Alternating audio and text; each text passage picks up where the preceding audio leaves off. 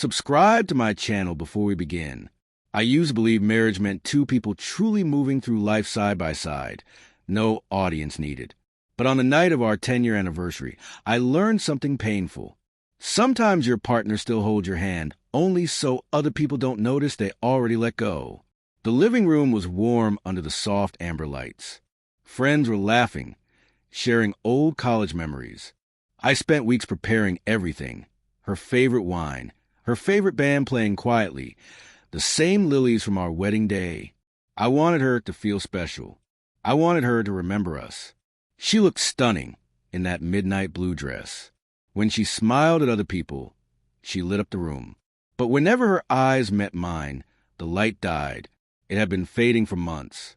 I kept blaming work stress. I kept pretending everything was okay.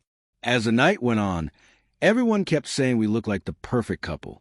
And for a moment, I almost believed it. She stood beside me, smiling politely, her hand resting on my arm like a posed photograph. I ignored how empty it felt. Around 11 p.m., most people were getting ready to leave. I asked everyone to gather for one last toast. I raised my glass and told them that after 10 years, she still brightens every day of my life. People cheered. She gave that tight, fake smile again. Then she gently took the microphone from my hand. Thank you, everyone. Tonight has been wonderful. Her voice shook just enough to make me think she was touched. I looked at her with hope. Maybe this was her moment to say she still believed in us. Instead, she said, I guess this is a good moment to tell everyone this is probably our last party together. People laughed awkwardly. They thought she was joking. So did I, for about 2 seconds. Then I saw her face, blank, certain. Someone asked what she meant. She looked straight at me. I'm leaving. Most of my things are already gone. The room froze. The music kept playing, but nobody heard it. My heart hammered in my throat. I whispered her name, asking what she was doing. I can't keep pretending we're happy. You deserve someone who wants this life. I don't. Her words were ice. A decade of memories flashed in my head.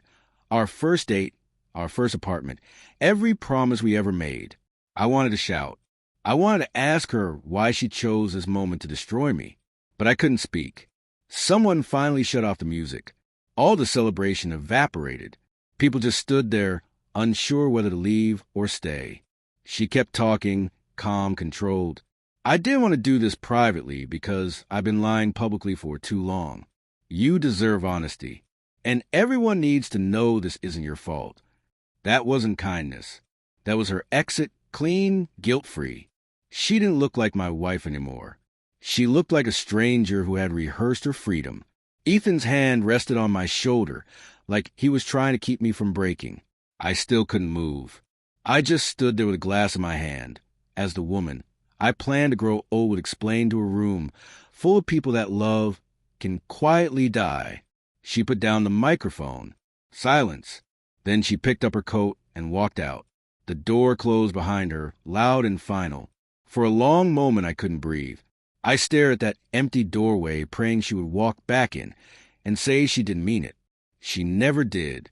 Ethan started to speak, but I cut him off, telling him it was fine. My voice didn't even sound like mine. People slowly left, avoiding my eyes, leaving me alone with half-empty glasses and the fading smell of lilies. I sat there, staring at nothing. My wedding ring suddenly felt so heavy. It's insane how fast life collapses. One sentence and everything turns gray.